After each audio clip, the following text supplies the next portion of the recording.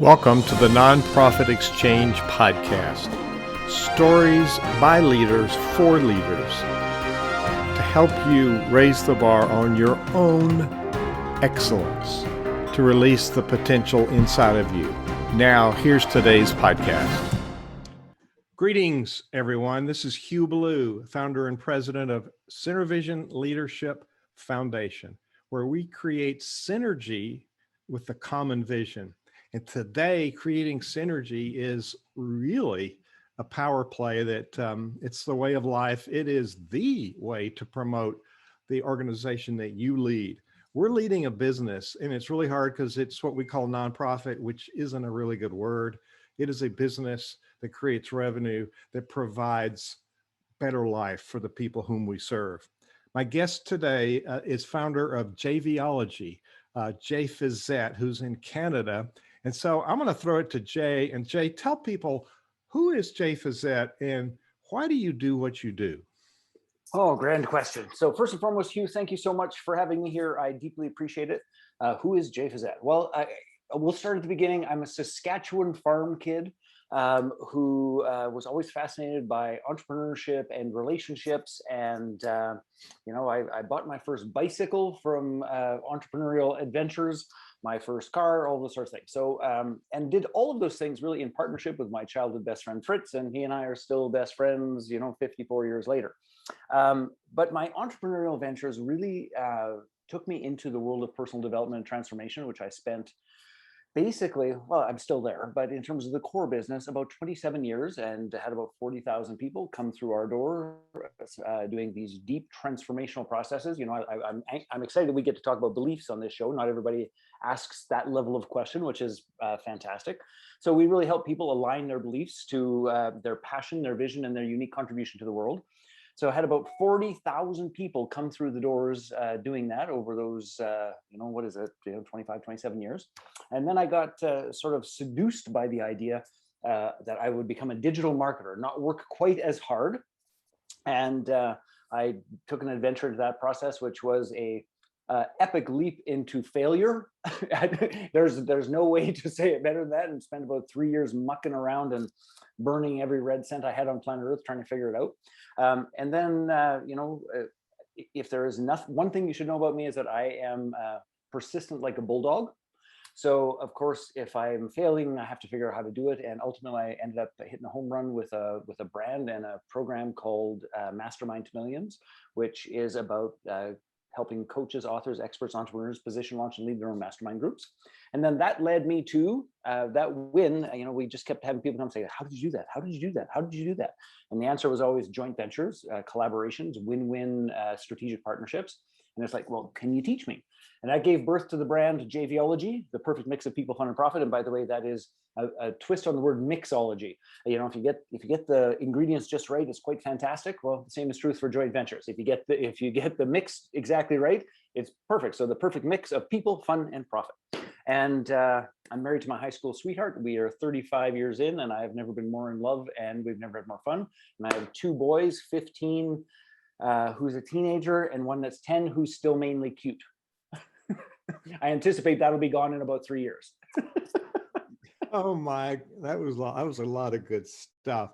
And what's this thing about cars? You have a passion for cars. Right. There is something about me, Hugh, that just loves taking rusty old pieces of you-know-what and bringing them back to life. And in fact, I have a 1970 240Z Datsun. That's an old, one of the first, but it was the car that started the Japanese sort of sports car invasion. And I've had it for 22 years, and it's just finishing its second restoration. I pick it up tomorrow. And by the way, this tomorrow has been tomorrow for about 12 days, but it's really tomorrow. And honest to goodness, I'm about to take my pillow and sleep beside it to make sure that actually happens. Anyway, there's just some degree of satisfaction about taking care of something that's old, unique, and unusual. But I also, as I've gotten older, for my 50th birthday, I went to Germany and bought my first brand new Porsche, just because it's like, what I want is something that has like a heated seat and doesn't squeak and rattle, and I don't have to shift. And that's a pretty spectacular car, but it's not the same as the old stuff. take advantage of something that's old and valuable. And what was the other piece? Well, I don't know. I was just babbling. I That's just what my love wife. cars. That's what my wife. It's probably what my wife says about me. So people may be listening to the podcast or watching this video late as sometime in the future, but we're talking about a year and a month into the famous pandemic in 2021 is where we are. We are And too. I think some people decided not to participate in the downsizing of business and the feeling sorry for themselves and decided to move forward. And there's a number of people who've really expanded their influence. And we're in this little box called Zoom a lot, but the difference that people make in the box. And at Center Vision, what we do is help people take their boards and their teams from looking like this to looking like this. So if you're listening, it was a kind of a horse stall looking at the wrong end to an orchestra. So it's not blue sky either. It's substantive coming together of values and principles and outcomes. And I've heard you speak a number of times now. I just heard about you from probably the last year or so from Kathleen Panning, who's been on the show, and David Gruder, been on the show before. Both And amazing people. they're both alliance partners and we do stuff together. But they really said lots of very valuable things about you and your programs, and I've experienced some of your trainings. And what's really obvious to me is you care about the individual. You care about the success of the individual, and you offer multiple opportunities for people to be able to grasp concepts and to find a support system, which you teach. So where do you start? Now, I want to point out here that we teach the quote nonprofit. It's a tax exempt organization. We call nonprofit, non-governmental organization, for purpose business. We must generate revenue. And we call it different things. We don't put it in the pockets of stockholders. We turn it into value for humankind.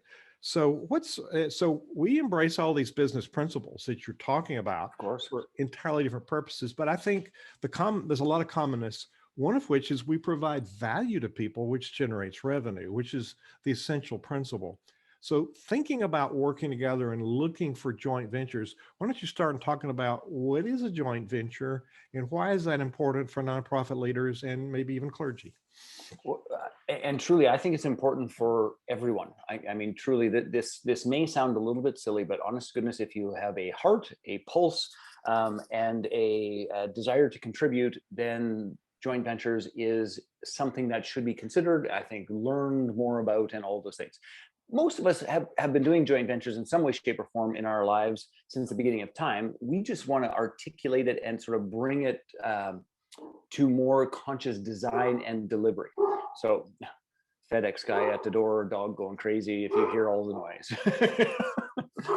It's just to validate this is a live session. Yes, it is. And that, my friends, is Hurricane Lou, my Hungarian Vizsla, who is mainly adorable and sometimes crazy, just like the rest of the family. Back to this idea of joint ventures. So a joint venture is whenever two or more people or organizations come together to share their network, their wisdom, their experiences, their resources in a manner that is designed and intended to create synergy. This is where 1 + 1 could be 11, create synergy for the value and for the benefit of our clients or our perishers or our members or our clients in terms of an NGO or any of those sorts of things. So that's really the core of it. And I like to think of joint ventures as this incredibly broad umbrella that includes things like strategic partnerships, like in the business world. That would be where I have a ton of my content embedded in other people's programs. So for example, we have, let's use Thinkific. So Thinkific is a digital platform that hosts courses, intellectual property, all those sorts of things. Well, they help people get their course up and running. But what happens is as soon as somebody publishes their course, they have a whole different problem, which is, of course, who's going to buy it? How are people going to find out about it? How do we get eyeballs to see it? How do we actually begin to incent people to even want it or consider wanting it? So that process they come to us and they say, well, JVology helps drive traffic. JVology helps drive eyeballs. JVology puts the right people in front of the right message at the right time for the right reason. So they say, could we have some of your content that we embed for our premium clients so that they understand right out of the gate that if they were to utilize this process, they could actually end up with more clients, they could actually end up with more viewers, they could actually end up with more contribution and value right out of the gate. So embedded content would be one example. Other strategic partnerships are just as simple as this, is that I know that I have people on my list who are interested in nonprofits, NGOs, purpose-driven businesses, those sorts of things. That would be something that would be easy for me to share Synervision with them because I know it's interesting. I say, hey, my friend Hugh does this work. It's not exactly my wheelhouse. I'm familiar with it. I know how to talk about it. I've participated to some degree, but he's the expert, not me. If you're looking for that, you should talk to Hugh. That is as simple as a joint venture, and we may or may not have a financial arrangement around that. It could be something that we do as mutual support. It could be something that I get paid if you convert somebody into a client. It could be something that I do simply from the desire to support other organizations or to build what we'll sometimes call relationship equity or reciprocity. So that was a lot of words, but in short, coming together, share resources to come up with something that's going to serve and support our clients, our community better. And we get to put our hats on and we get to come together as smart, contributing, caring people to figure out what that best route is.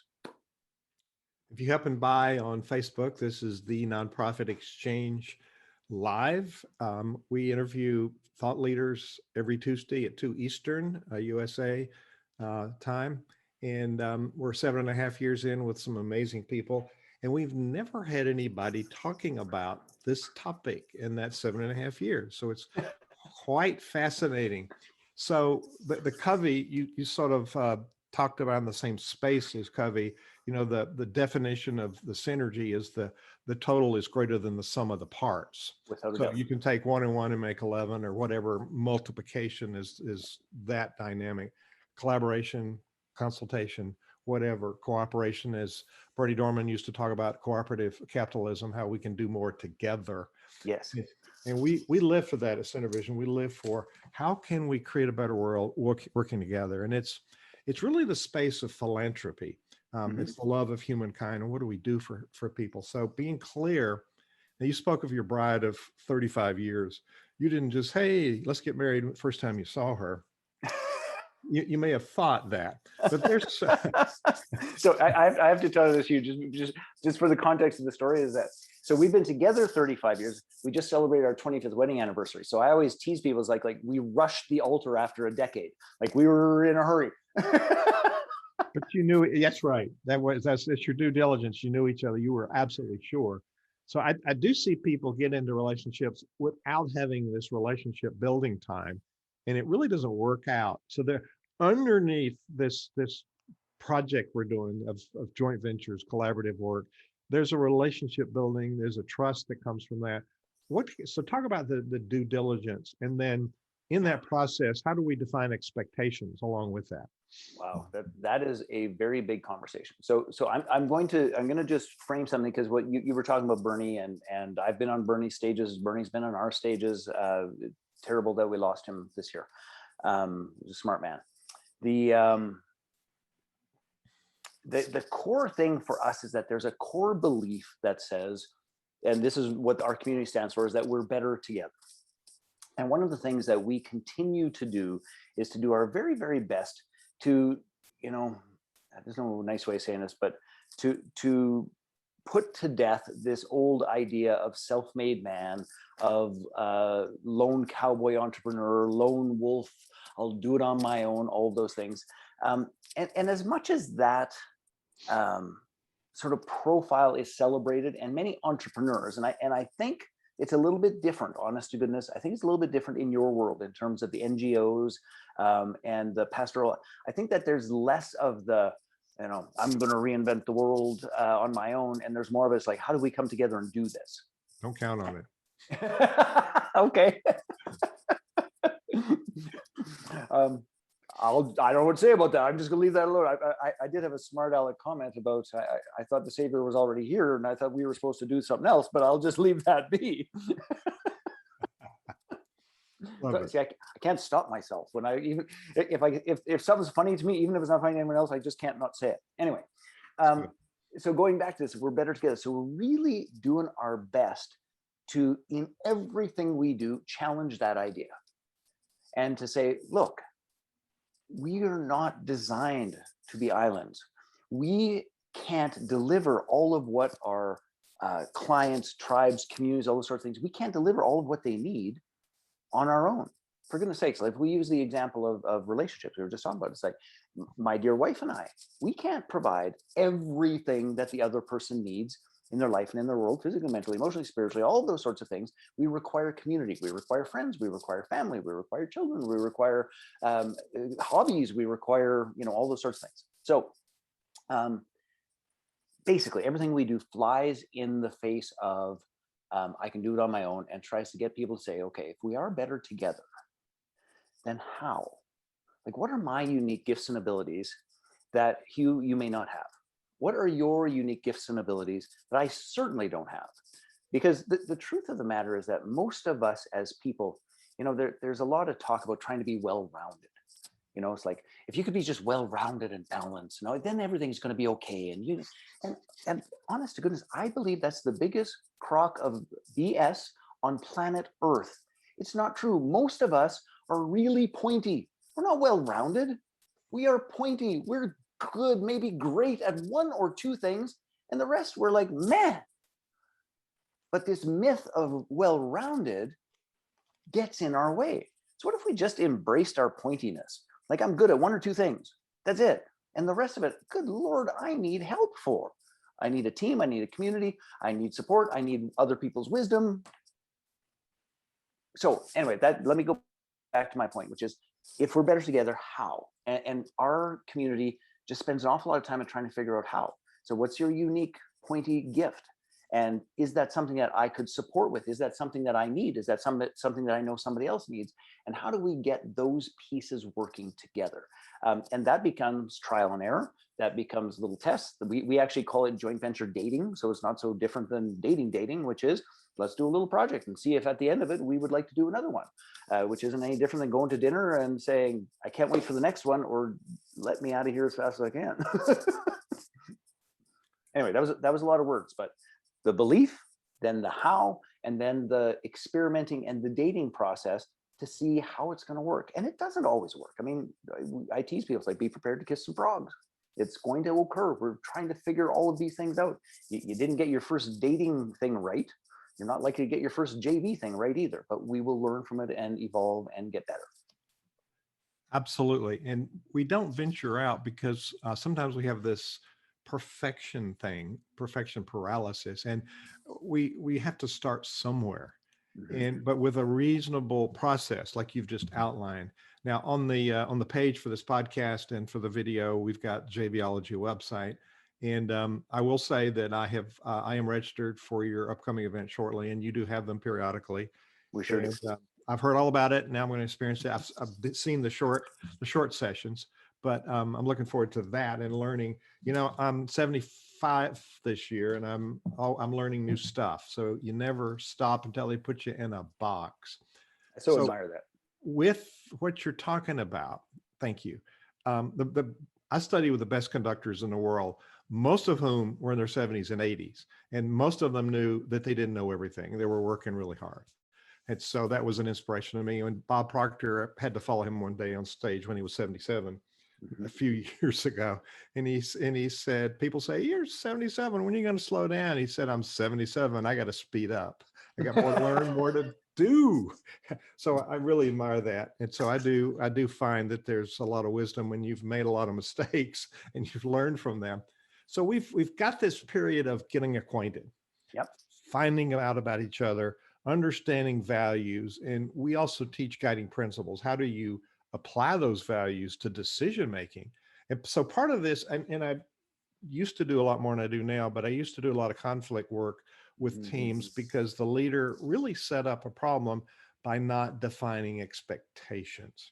If we work together, what's it look like?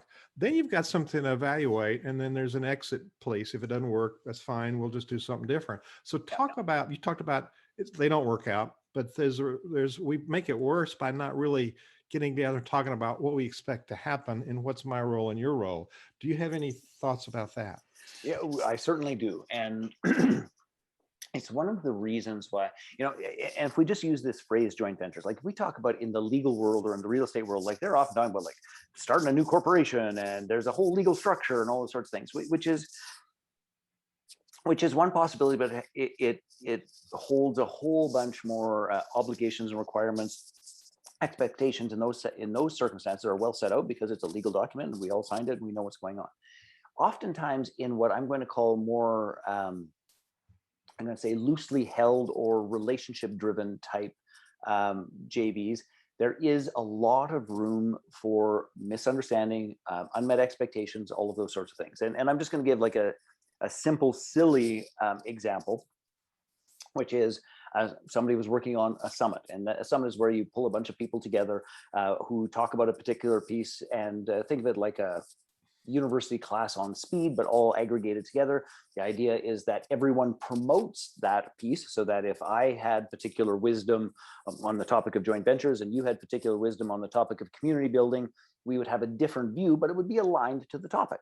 But everybody promotes, and my people are going to be interested in your message, and your people are going to be interested in my message, and it's going to be a win-win-win-win-win. But sometimes what happens is people say they're going to do it, but they don't promote. They just want to show up and take, meaning that I'll be there for the the spotlight, but the work in the background is like, well, I got a little too busy, I stubbed my toe, Mercury was in Gatorade, something transpired.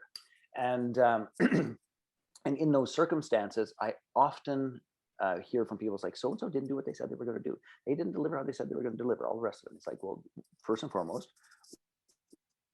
if that transpires, I always believe that the onus of the communication and the agreement is on the person who's asking for the communication or the agreement.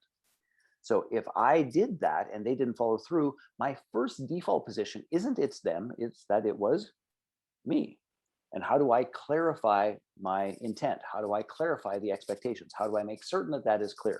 And how do I have a conversation with somebody who didn't fulfill those obligations, if I want to, by the way, and to me, that just makes good sense, to make sure that we're clear about why this, number one, isn't going to happen again, how it can be made right, if that needs to be made right in some way, shape, or form. But without a doubt, I think one of the biggest downfalls of JVs is in this friendly win-win-win place, is that people aren't specific enough about, and this is what it takes, and this is what your requirements are, and if you don't do this, you don't get the spotlight. This is how this works. And I think it's a natural part of learning, because we want to hope the best about people, but hoping the best about people and not communicating clearly about what it is the requirements are is a fiasco on wheels. It's a mess waiting to happen, just looking for a location. So we do our very best to say, let's experiment, let's try something that isn't going to break the bank or bet the farm, and let's see how this goes. And really, this is to me more the measure. I don't expect things to go right, not in any way, shape, or form. But what I do deeply expect is when they go awry, that you and I could have a conversation about it. It's like, so what happened? Well, how do we fix that? What do I need to clean something up? Do you need to clean something up? And if I do, then I best get busy at it. If you do, you best get busy at it. And in that circumstance, I am good all day long. So to me, that's just one of those pieces. People declare themselves not when things are going great. People declare themselves when things go sideways. And I always look for that process. It's like, when things are sideways, who are you being? How are you going to show up? What's going to transpire here? So to me, that whole thing is, I just mitigate, sort of manage my expectations. I don't have huge expectations going on. I communicate as clear as I possibly can. If things go awry, who is somebody being in that process? And that tells me if I want to play with them again. Absolutely. You triggered a quote by James Allen in his little book, As a Man Thinketh. He said, circumstances don't make a person. I'm moving it to neutral. Yeah. They reveal who they are to themselves and others. Correct. And so we tend to be blind about our own thoughts. So we deal with entrepreneurs, and people ask me do all of you entrepreneurs suffer from insanity? And I say, heck, no, we enjoy it. So That's a good answer, by the way. Sorry? It's a good answer, by the way. I've not heard that. So, so there's some built-in liabilities. There's some built-in benefits. We're brilliant. We have great ideas, but the Ballou 10-90 principle, different from the Pareto principle, which is always true, but the Ballou 10-90 principle is your gift, your product, your service, your secret power is 10% of your enterprise, no matter for-profit or nonprofit. 90% is all the systems and the skills that make it happen. That's the infrastructure. Yes. When I was music director at this 12,000 member church, and I had, hundreds of people in programs and on TV and all this, 10% of my job as music director was music. 90% was all that infrastructure that allowed that to happen. So as entrepreneurs, we get this magical idea. Nonprofit leaders think, oh, people are going to give to us because we're a nonprofit. Well, guess what? There's a lot of other worthy causes. We have to have a really clear value proposition for people to understand. And Yes. in the for-profit world, it's pretty much the same. We think it's magic and we can go fly a plane and we just forget about that lesson stuff because that's boring. So have you met my boys? It's like, I decided I should be an NHL hockey player. What's the problem? How does this work? Well, I did decide at 18 I would be a conductor and got a church choir job, never having been in a choir, but I had studied music for 11 years. So I knew how music worked and knew how to play the piano. So I had the fundamentals correctly. So I started a 40-year career and had to learn on the way, but nobody died. And there was a system I fit into, which helped me learn. But if we're starting something new, there's some due diligence. What I'm understanding from the programs that I've been able to participate of yours so far is there's a lot of things that we can learn in this JV process that would help us build our own capacity for growing our enterprise. So, there's the magic of connecting with others with a lot of work to make it happen, but there's also a self-awareness piece. So talk a little bit about the personal awareness piece of being able to pull off some of the stuff that you teach. Well, boy, there's an awful lot there, to be frank. So one of which, another one of our core beliefs is something that we fervently, I guess with this audience, I can say it all. We preach, we fervently preach this idea of a joint venture is a game of I'll go first. And to be perfectly clear, as I borrowed that phrase from Dr. Cherie Carter Scott, who wrote a book eons ago, Love is a Game of I'll Go First. Wow. And what it really boils down to is this, is that we live in a world, and particularly in entrepreneurship, I think, which is this idea that, what's the least amount of inputs that I can make, that I can give to get the greatest amount of outputs. It's that whole idea of how do we maximize profitability? How do we hack a system? How do we this? How do we that? And that least amount in for the most out is a model that I abhor. I believe it's ungrounded. I think that often it comes from a place of scarcity. And of course, the other side of scarcity is greed. That doesn't genuinely work in the long haul, in relationships, in business, in the world, in economics, in environment, in any of the places. So this idea of a joint venture as a game of I'll go first really boils down to this idea that I must be willing to give, to become relevant, to move the needle, to do something of significance for you, for your community, for your family, so that I, number one, can break through the noise of the entertainment that goes on in our world right now. And in breaking through that noise, actually do something and be someone and create something that you care about, that moves the needle for you.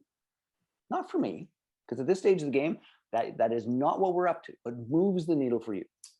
And what we have found over, oh goodness gracious, we really started doing this in earnest in 2017. So I guess we're 4 years, 5 years.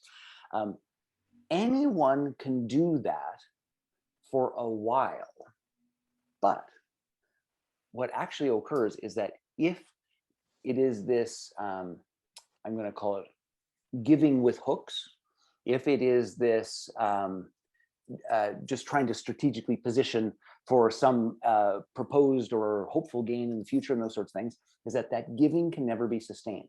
And what I've come to believe is that I'll go first is unsustainable when people still are carrying forward a scarcity grounding, meaning that there's not enough in the world, meaning that I've got to fight to get what's mine, meaning that that client is mine, those resources are mine, I've got to guard and protect what's mine, I've got to make sure that nobody else is going to get it, I want to make sure that if I get a client, nobody else is going to try and steal that client. Like it's a fear-based scarcity.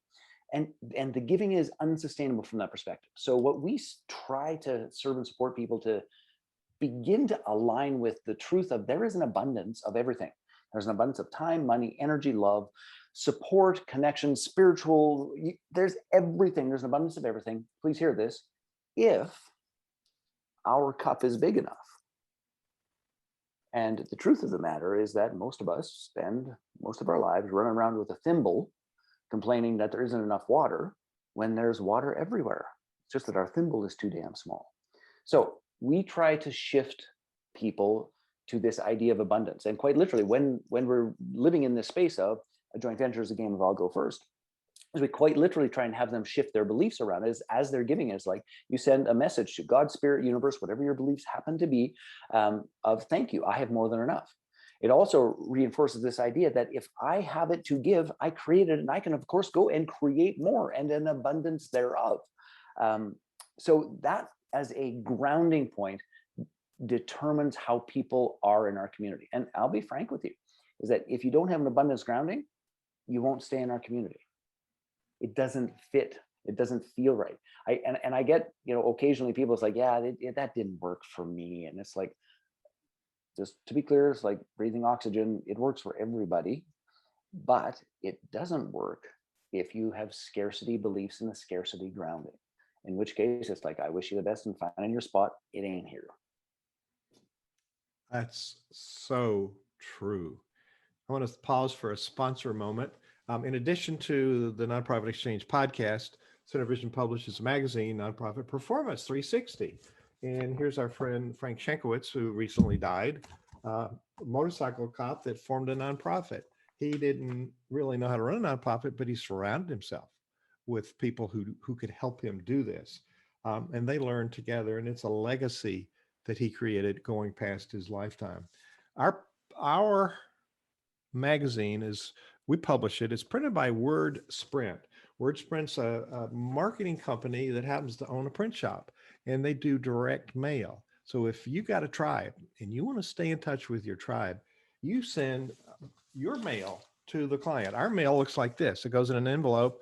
The magazine's on the front, and we have sponsors that mail them. Their logo goes on the front. It says, hey, Hugh, I got something special to give you and a special offer inside. So if you're interested in getting your message out to 1.6 million pieces, those are nonprofit leaders, we can select from that the ones that fit your message and target that audience. It's top of mind marketing, the right message to the right person in a right rhythm.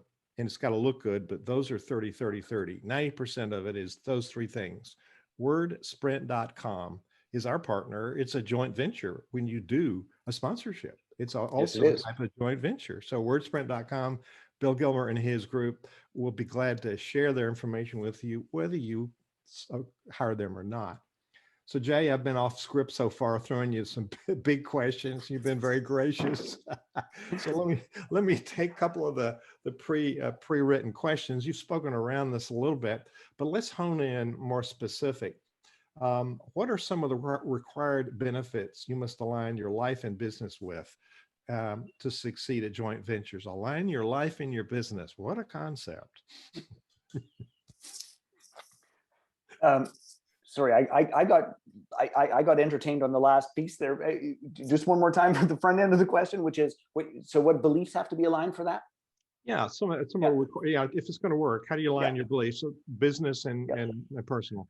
Well, I'll tell you something that, and this is more of a personal journey. So this might be a little bit of a longer answer, but I think it's pertinent here because the personal development company that I ran for many years, I actually went to work for them at the ripe old age of 22 years old. I was the 18th employee of this nonprofit organization called the Personal Best Training Society of Alberta. And as I'm sure people here have experienced, given your world, is that that organization, like many or most others, came to that spot where there was the board of directors and the staff, which started button heads about how things should go and how things should be and all of those pieces. Anyway, through a long, weird turn of events, which I will not bore you with the details, I end up owning the rights and the assets to that organization and took it private. And that gave birth to this idea of personal best seminars. But what was interesting about taking it private was that I never actually shifted the belief that the organization existed for the good of the clients and the members. See, and I think that this is an important distinction, just talking about this, and I'd love your opinion on it, Hugh, by the way. This is just my process. You might have a different view, which is organizations like churches, like NGOs, all those sorts of things, is they exist for the benefit of the members, of the community that they serve, of the tribe, all of those pieces.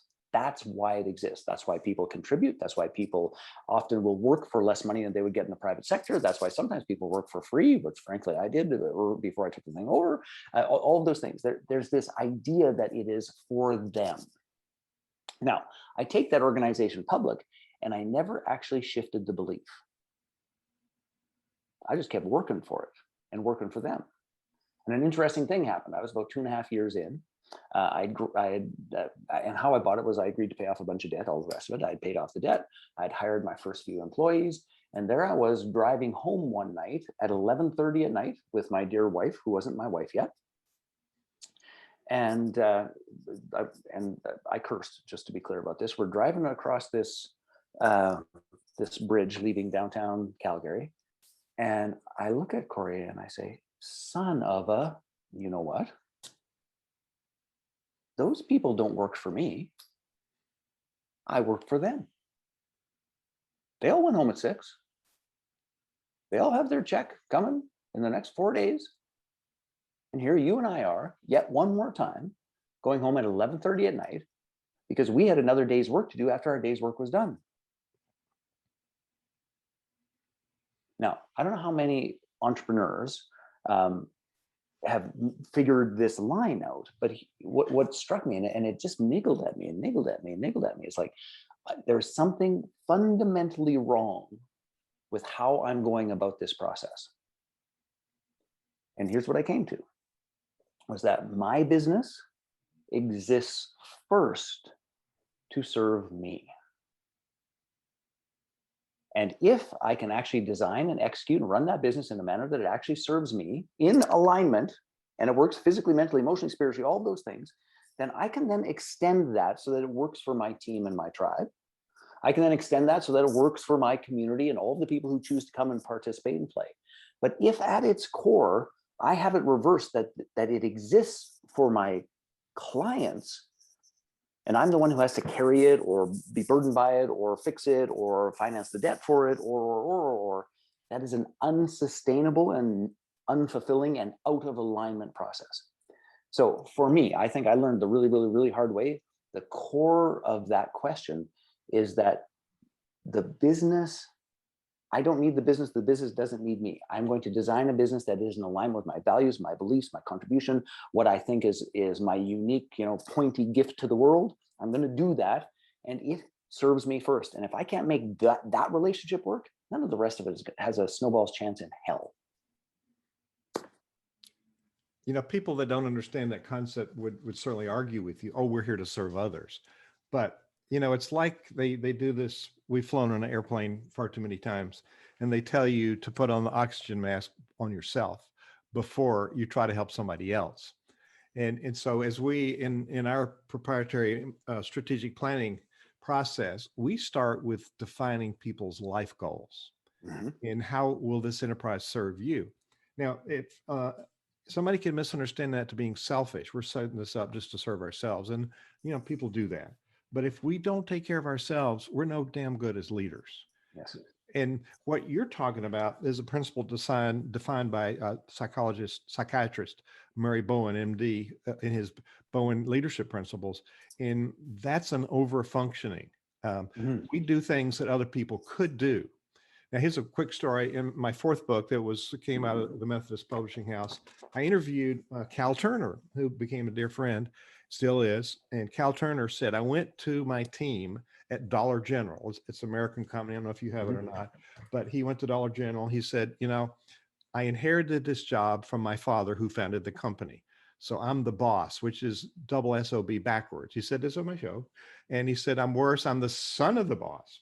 He said, I've got a vision, but you have the skills, and we're going to go public, and I'm going to get out of your way.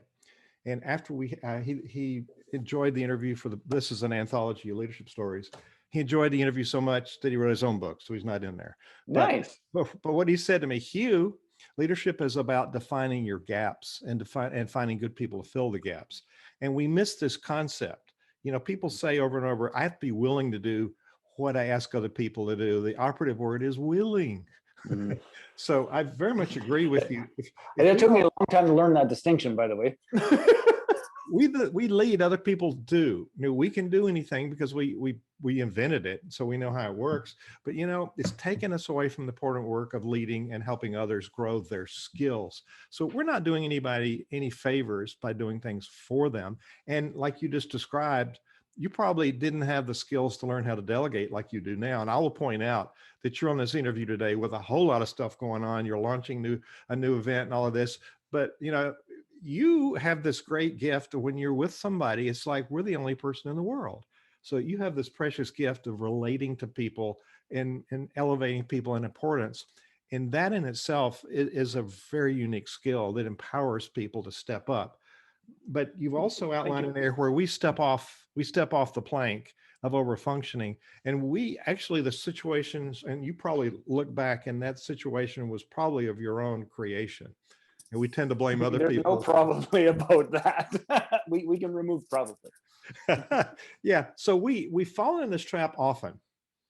And that's how we say the word in America. We say often. So we fall into that trap because we feel, I don't know what we feel, but it's a basic leadership principle of let's define the vision, let's get a group around us, and let's define roles and responsibilities, and let's define the outcomes of what we want to see happen. So I think it's a brilliant story, and I think everybody could learn from that. So I'm going to ask one more question. I'm going to see if anybody that's watching on the webinar portion has a comment or a question, if that's okay with you. Of course. How does the key to your success lie with the keen understanding of your clients' problems, your constituents, your members, your patrons, whoever you serve? How does that understanding impact your work? Boy, this is a big question, and there's actually an entire body of work in the weekend you're going to come play with us, which I'm excited about, Hugh, at JVology Live. But I'm going to actually just back up a little bit from it to provide some context, because it's shocking to me how many entrepreneurs, number one, aren't as clear as you might think that they should be in terms of what is the actual problem they solve. And then if they are clear about the problem that they solve, aren't as aware or as clear about their client's journey about how they came to have that problem. So for context, in the entrepreneurial space, I would wager that this metaphor, by the way, holds exactly true for the NGOs, for some of the parishes and the congregations and leaders of the congregations. But it sounds a little bit like this. In the entrepreneurial world, people wander around with these blinders on. You used the horse picture earlier. So if you can't see this, I'm like a horse with the halter on with blinders on that can only look one direction, and that is forward. And basically, most entrepreneurs have the blinders on going, it's like, hey, do you have the problem I solved? Do you have the problem I solved? Hey, I'm pretty sure you have the problem I solved, but you don't know that you've got the problem I solved. Do you have the problem that I solved? And it's this unbelievably narrow view trying to find somebody who has the problem that I can solve.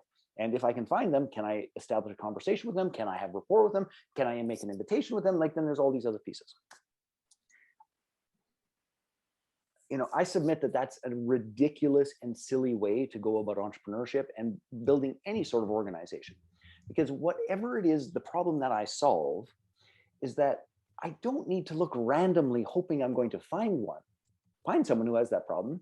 The key is we take like 2 or 3 monumental steps back and do our very best to take the blinders off, or if we can't take them off, at least widen them to some degree, so that we can begin to look and understand our ideal client that shows up with the problem that we solve, that we know we can deliver this value, that we're going to change their lives, we're going to alter the trajectory of what's going on in their lives, that we can do that for sure.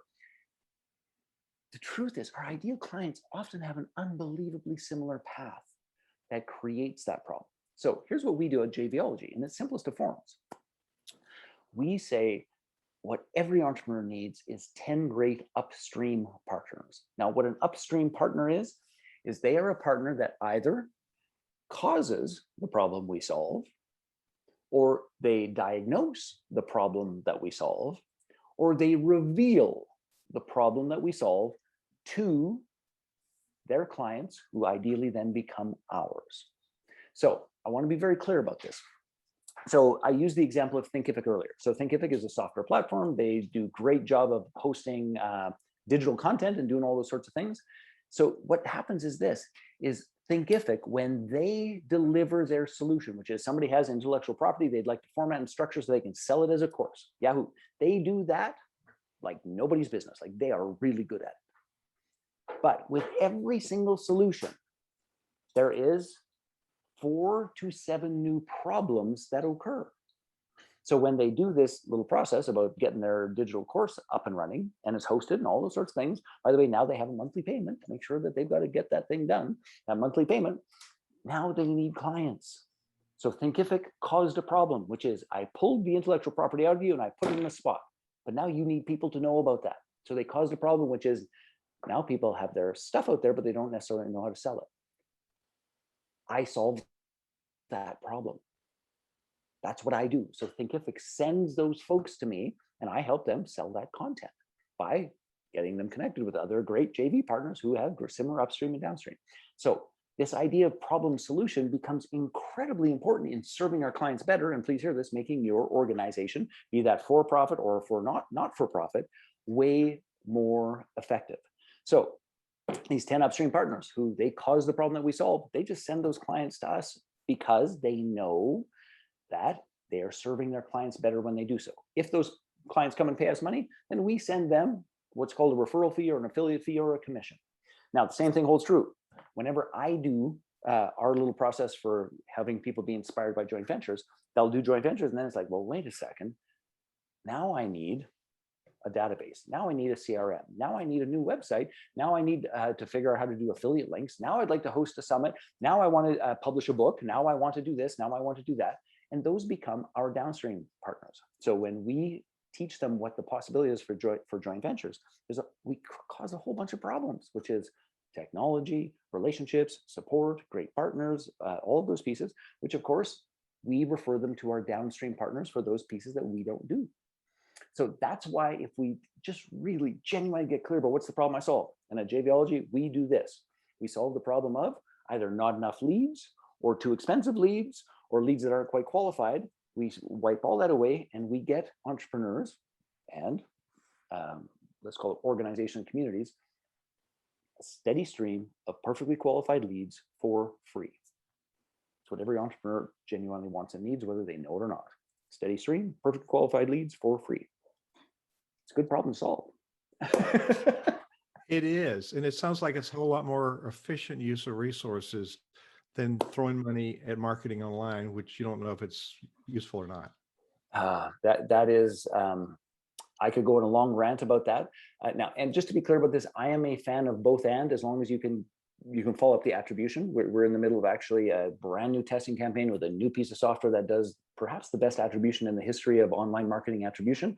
So I have fingers crossed, but I'll tell you what, if everything was wiped out for me tomorrow, everything, I wouldn't be running to spend money on digital marketing. I would be phoning the people that I've built relationships with and saying, hey, could we do a joint venture? And whatever I whatever disappeared, I would have back in 24 months. Love it, love it, love it, love it. What will people find when they go to jvology.live? That's JVologyLive.com. What will they find there? They're going to find 150 other brilliant entrepreneurs and community leaders who are looking for partners, who are looking for upstream partners, who are looking for downstream partners. And they're going to find an inordinate amount of training about how to actually structure these deals, how to actually put the pieces together in a manner that is a win-win-win for everyone. And they're going to meet and actually learn how to do a great JV invitation. And they will do that JV invitation between 100 and 150 times in those 3 days. So they'll meet a great community, they'll get incredible training. And here's how I say it, actually. In anything, when you're learning, there's what to do. And there's lots of places where you can figure out what to do. You can Google joint ventures and you'll figure out what to do. And there's lots of courses and programs and events where they'll tell you what you should do.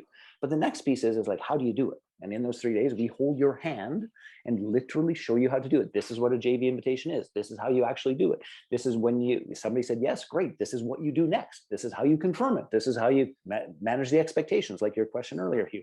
This is what transpires. So we do the what to do, the how to do it. We do it with you.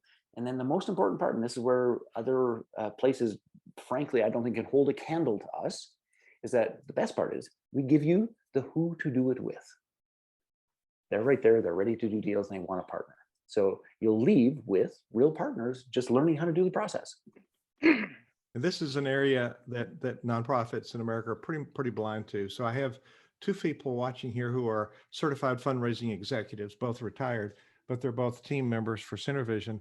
And I asked them to comment on how JVs, both in the sponsorship sense, but government, private, business, nonprofit partnerships. Jeffrey, we have about 3 minutes. Do you have a comment or question for Jay? Sure. I think the joint venture thing, and Jay, this is really great stuff, and translates really well over to the nonprofit sector if people will look at it in the context of what they're doing. And I mean, one of the great joint ventures is at the checkout aisle when they ask if you want to support the food bank or Yes. the children's hospital or any other thing. I mean, those things are wildly, wildly successful. Whoever came up with that was brilliant, by the way. Tremendously brilliant. And because a lot of folks do it because it's $1 or $2 or $5. And it's a way to make a little difference. And you don't even notice it. If your grocery bill's like ours, it's like, well, I didn't even notice that. It was the cheapest thing I bought, that day. I'm also involved in I chair a board for a nonprofit in Michigan, which is the largest wildlife conservation organization in the state of Michigan. And we partner with the universities, we partner with the state, we partner with the county, the cities, we partner with the local Indian tribes.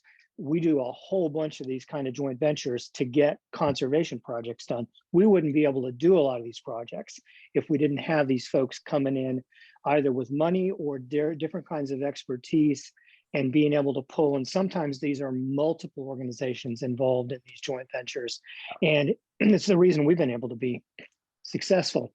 I want to mention one quick thing that I love what you said, Jay, because I always tell people this is you don't know who someone is until something goes wrong. And that's when you find out the true character of someone, and Tom Peters is famous for that quote, the problem is never the problem. The response to the problem invariably ends up being the real problem because somebody goes off the rails and ends up not doing what it was supposed to happen. So I thought that was really great that you brought that up. It's a good point people need to pay attention to. But and I'll be perfectly, I mean, Hugh and I were teasing earlier about, the 10-year run to the altar is that and sometimes I'm asked to marry people. So I've married quite a few people. And it's like, I actually won't say yes to marrying somebody, generally speaking, if they haven't been together for 5 years, because in 5 years, an entire cycle of life happens, right? The good, the bad, the ugly, the death, the passing, the failure, the win. You will know who somebody is in 5 years, whether you want to or not. Right. Yeah. Right. Absolutely. So I want to thank you so much, Jeffrey. Bob Hopkins is on the line. Bob's written this great book, Philanthropy Misunderstood, which is the book everybody should have. Bob, I'm sorry, we're short time. We could talk for hours, Jay. Bob, do you have a comment or a question for our guest today?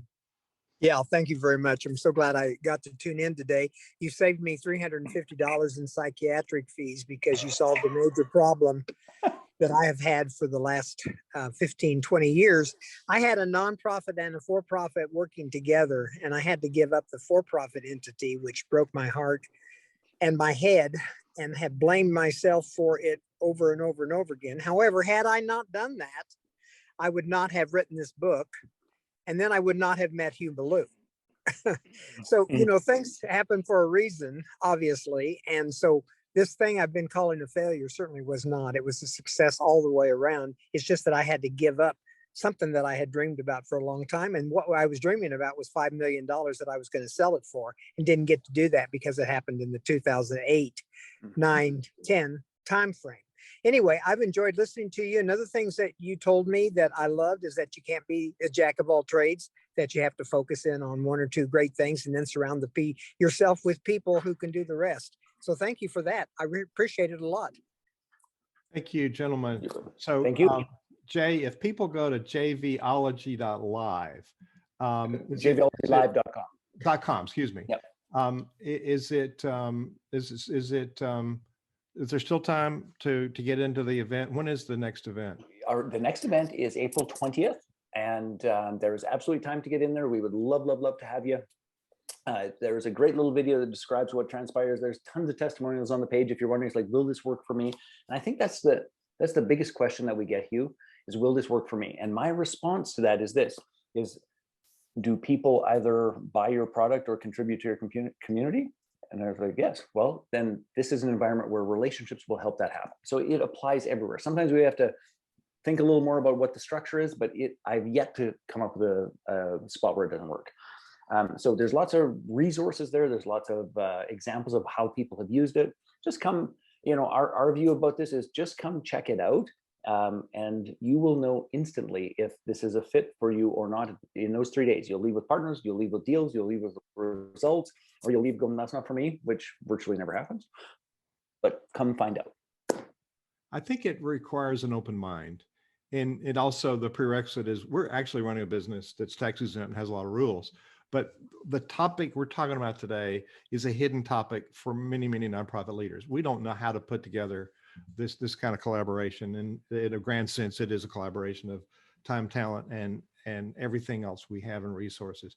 So this interview will be transcribed in the page, and jvologylive.com is where we'll go. We can't do a call to action, a nonprofit, but I can tell you I'm going. So Jay, what thought do you want to leave people with, or challenge? What do you want to leave people with today? I think it's pretty simple for me, which is this: no matter where you are at in your life right this second, there are 1, 3, 5 key relationships that have been there, that have done that have access to the exact human beings and the communities that you need. And it isn't about working harder. It isn't about working smarter. The pathway to joy, the perfect mix of people, fun, and profit, that pathway is through meaningful relationships that matter. And I know I heard this when I was busy working hard. And it's like, yeah, I'll get to that. I promise I will, but I just have 72 hours of work to do today first. And my invitation to you is this, is to ask yourself the question of, why am I making it harder than it actually needs to be? Why am I saying no to the support that exists right here, right now? What is it inside of me that wants to still struggle and fight? And if you're ready for ease, if you're ready for joy, if you're ready for leveraging your contribution instead of,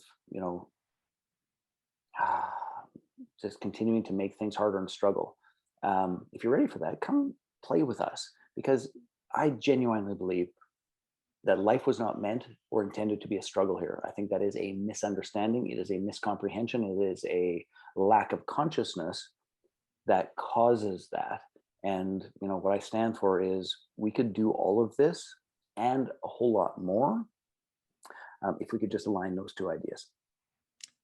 Jay Fazette, JVology, thank you for your inspiration and wisdom today. I'm excited. Thank you so much. Thank you, Hugh. I appreciate you having me.